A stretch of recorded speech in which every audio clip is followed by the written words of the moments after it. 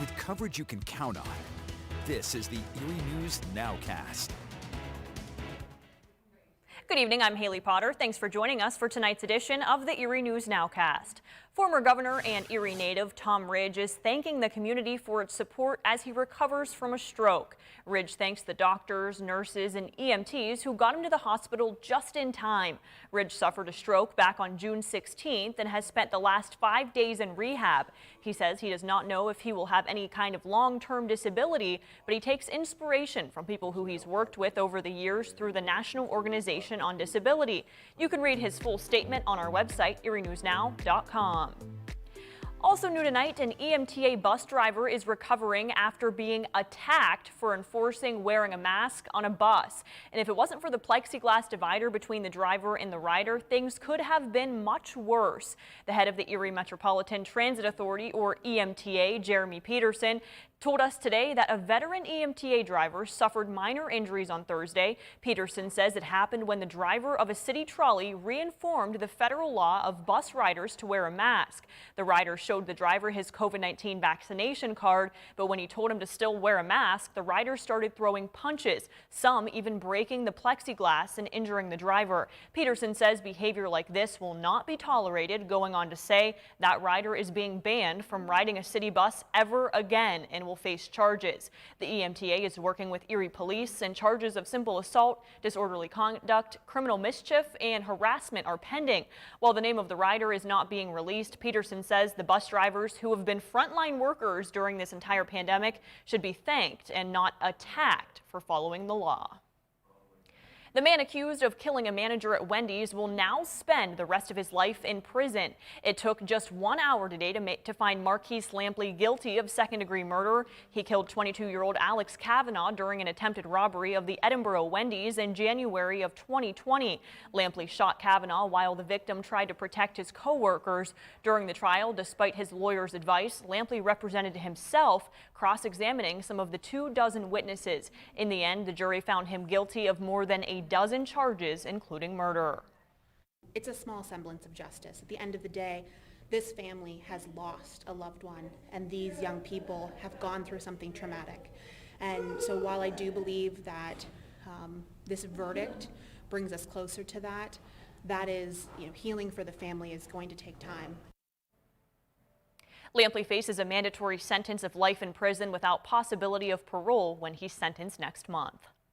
American companies continue to rebound from the pandemic-led recessions. Employers added 850,000 jobs last month, which was well above the average of the previous 3 months. It could be a sign that companies may be having an easier time finding enough workers to fill open jobs. Today's report from the Labor Department is the latest sign that the reopening of the economy is fueling economic rebound. Restaurant traffic across the country is nearly back to pre-pandemic levels, and more people are shopping, traveling, and attending sporting and entertainment events. The number of people flying each day has regained about 80% of its pre-COVID-19 levels. And Waldemere Park is gearing up for the July 4th weekend, the first holiday weekend with full capacity in over a year. Tonight we wanted to know just how busy the owners expect the park to be this weekend. Well, our Isaac Petcash has those answers. Today looked like a washout at Waldemere Park, unless you were the Schultz family, that is. They came from Youngstown, Ohio today for a family picnic and to kick off the 4th of July weekend. We figured that, we're going to be in the water park anyways, we're going to be wet anyways. Might as well just say whatever to the rain. Thomas and his family just happy to be out and about despite the rain. He says it beats the alternative of sitting and doing nothing, something that happened more often than not last year. We literally spent like the whole summer and everything cooped up in our house, and every summer we always take like this big family trip. Last year we weren't able to do that, so that was quite a disappointment. As long as the weather is nice, owner Paul Nelson is ready to welcome in visitors this holiday weekend. He isn't sure just how many people will show up to the park, but is crossing his fingers for a packed house. I'm hopeful. I'm always hopeful.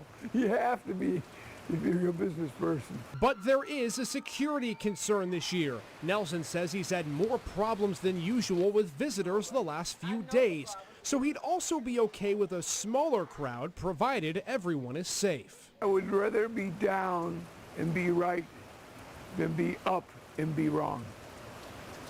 It's as simple as that. But a fun-filled weekend still awaits the crowds, including Thomas, who's just waiting for the rain to go away to ride his favorite attraction. Definitely the Steel Dragon. Not your favorite? Oh yeah. Thanks, Isaac, for that report. Also in Erie, an end to the first annual Junior Police Academy hosted by the Police Athletic League known as PAL. The program, which pairs youth with police, held its graduation ceremony earlier today at Erie City Hall. 16 middle and high school students are now graduates of the first ever academy. They're all PAL graduates who could possibly have a future in law enforcement. All this week, they got up close and personal to look at law enforcement and the criminal justice system. They're kids with interests and ability to become police officers themselves one day.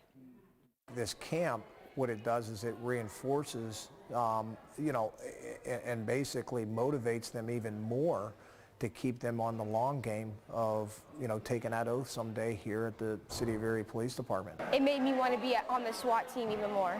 I just love the way how it works, and I think I could change the world. If I was on the police force, I would definitely want to work for SWAT. They have cool outfits, and they get to take their vehicles home. Tune in tonight at 11 for more on this week's first Junior Police Academy and how it's also working toward diversifying our police force. Emily Matson will have that story for us. And new tonight, there's now a road named after the late Erie Hall of Famer Bruce Bauman. Bruce is well known in Erie for dedicating his life to helping the community through softball. Now, Hess Avenue between East 10th and East 12th Streets is named Bruce Bauman Way. A special dedication took place tonight at the softball field on Hess Avenue. Bauman died in January of 2020, and his family wasn't able to have a proper funeral for him because of COVID-19, so they used tonight as a way to honor him and celebrate his life. Friends, teammates, and family members shared stories, and Mayor Joe Schember and an Erie City Councilman gave proclamations to naming the street after Bauman and calling July 2nd Bruce Bauman Day in Erie. If it were any of us, he'd be here, having a hot dog and a beer and saying what a good guy we are. So Really associate this place with him, and for everyone to come out like they did today, with the weather the way it was, and to still show up, it's just a tremendous tribute to him. That right there was Bauman's son, and all 6 of his kids were there this evening. I'll have that full story for you tonight on Erie News Now at 11 o'clock. Thanks for joining us for the Erie News Nowcast. Join us for our next news at 10 p.m. on the CW and 11 p.m. on WICU and WSEE. Have a great night and a great weekend.